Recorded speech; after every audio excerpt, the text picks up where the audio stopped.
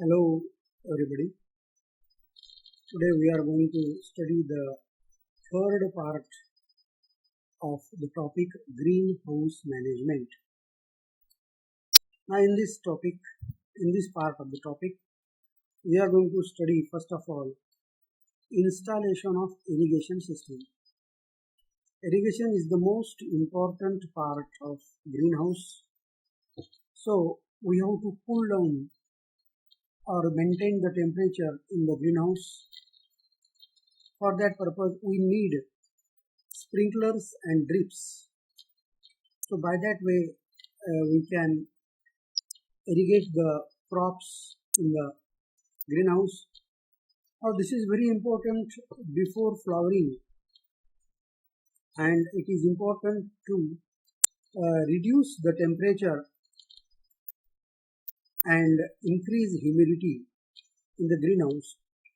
We can say these are the purposes of irrigation in greenhouse.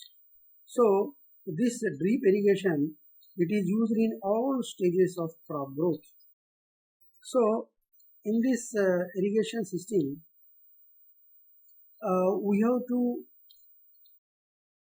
also apply some fertilizers, particularly the phosphatic fertilizers and other slow releasing fertilizers as a basal dose. So why slow releasing? Because when we apply the fertilizer, that should not drain out. It should release the nutrients available in the fertilizers to the plant. So we have to use water soluble fertilizers which are to be applied with irrigation. So this irrigation with fertilizer application, it is called fertigation. Fertigation means fertilizer application and irrigation. So that is possible through drip irrigation, and to some extent it is also possible with sprinkler irrigation system also. Now for drip irrigation, we have to place 1 millimeter inline drip laterals at the center of the bed. So, and there is also need of imitating points at every 30 centimeter interval. So this will discharge water at the rate of 2 liters per hour to 4 liters per hour. So drip irrigation is very important to apply irrigation in an uniform way, and we can also use polythene mulch so as to avoid evaporational loss of water. Now let us go to climatic control in a greenhouse. Greenhouse itself is erected to have climatic control and to produce the crops, particularly flower plants and like that, in a controlled atmosphere. So here for growth of plant, as we have already studied, it requires light, temperature, humidity, air, carbon dioxide particularly in the air. So these things we have to control in greenhouse. Now for that purpose, ventilation is also important. Why it is important? It is for air circulation. If there is no air circulation, there will be only accumulation of carbon dioxide, and plant may not get sufficient amount of oxygen. So circulation of air is also a very important thing. Now in this after circulation, how it can be done?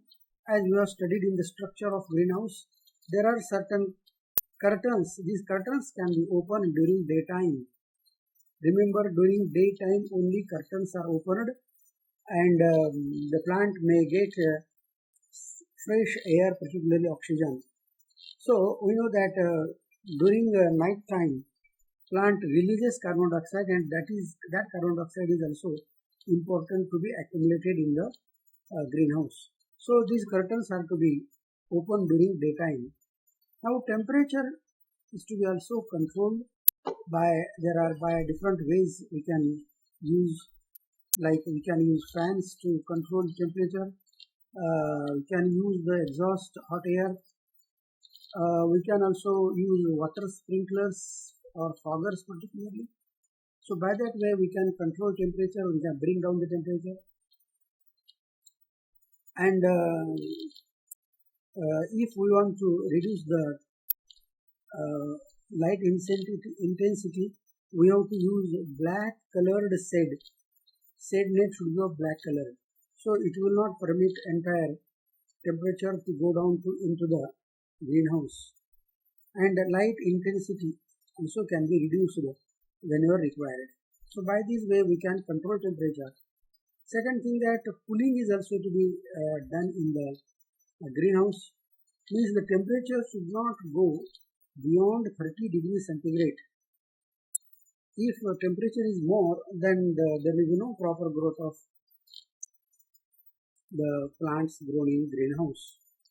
So the inside temperature remains at 8 to 10 degree higher than outside temperature. Then this will have different effects. We can increase the temperature in the greenhouse, also decrease depending upon the need of the plant, need of the atmospheric condition. So we have to cool it down. Sometimes we have to increase the temperature. During cold season we have to increase temperature in greenhouse. So cooling is also necessary. It is necessary to cool the greenhouse. So cooling can be done by evaporative cooling system, and for that purpose we can use the horizontal draft fans on one side. Cooling pads also can be used on other side. So likewise there are different structures we can use. Then so this depends upon length and width of the greenhouse. So usually fan and pad system are important, effective for maintaining temperature. Sometimes if the temperature outside is very cool, then heating is also important. Means we have to increase the temperature inside of the greenhouse. So as we have studied just now, that temperature should not normally go above 30 degrees centigrade. If 30 degrees centigrade is maintained, then that is a good temperature, and then in that condition cooling is not necessary. If the temperature in the greenhouse goes beyond this level, then cooling is important, and if it goes below this, then heating may also required. But in Indian climatic condition, we do have sufficient warmness in the climate, so heaters are usually not used. But it can be, the temperature in greenhouse can be used by using oil burners or hot water steam or propane, or means any heater can be used. In western countries heaters are used, but in our climatic condition it is not necessary.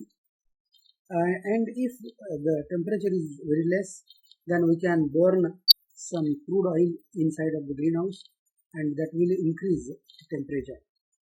So this is required when temperature goes below 0 degree, otherwise not necessary, and that doesn't happen in the Indian climatic conditions. Now another important thing, that carbon dioxide control. No doubt carbon dioxide is very important, and it is naturally trapped in greenhouse up to 1500 to 2000 ppm. So generally general level is 300 to 350 ppm, and if it is 1200 to 1500 ppm, it gives good response. So this accumulation of carbon dioxide takes place during night hours. So at that time curtains should be closed, otherwise the carbon dioxide will be released in the atmosphere.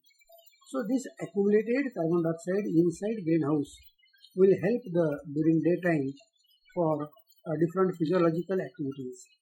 So this enrichment of carbon dioxide also can be done Means carbon dioxide level can be increased by burning mineral oils or paraffin oils, kerosene or gas burners. That can be done. Again, if we use 20 liters of gas from such burners on 450 square meter, then 1500 ppm of carbon dioxide is generated. But this is usually not necessary. Wherever if the things are like that, climatic condition is like that, this is to be done. Then use of liquid carbon dioxide. Under certain pressure, carbon dioxide which is in gas form can be converted into liquid. So, and that is released in greenhouse. And for that purpose, 3 to 6 millimeter rubber tubes are used. And these rubber tubes do have holes at 10 meter distance from which this gas is released. So this is used in at extreme condition where carbon dioxide is highly important or necessary. Use of solid carbon dioxide. This is done when the temperature is very low and carbon dioxide cannot be converted into pressure. Carbon dioxide could be converted into solid form. So that is the dry ice. So this can be used in a greenhouse for enriching carbon dioxide. Then this carbon dioxide enrichment can also be done in fully controlled condition. So generally natural ventilated polyhouse, there are side curtains, they can be closed during night and increase carbon dioxide. During greenhouse, during daytimes these side curtains are open, during night times these side curtains are closed. So that will accumulate, that will store carbon dioxide and that will utilize it for photosynthesis during daytime. Then control of light intensity. Now this we have to use UV, ultraviolet stabilizers, sheets are there, or shade nets we can use, and light intensity should be controlled to 30,000 to 60,000 lux. As we have studied in your 11th standard, that light intensity is measured in the unit of lux. Here this much intensity of light is important. Then shading. Shading is important where there are shade-loving plants or the plants which require shade, and that we have to maintain light intensity in greenhouse.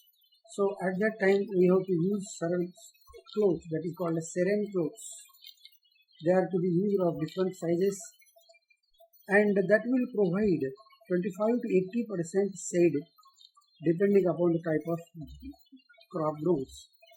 100% shade is not expected and not necessary, because in greenhouse some light intensity is also to be required. So sometimes aluminized shade cloths are also used in modern greenhouse, but they are little bit costly. So depending upon the type of greenhouse, these shade nets are to be used. They are used popularly in NVP.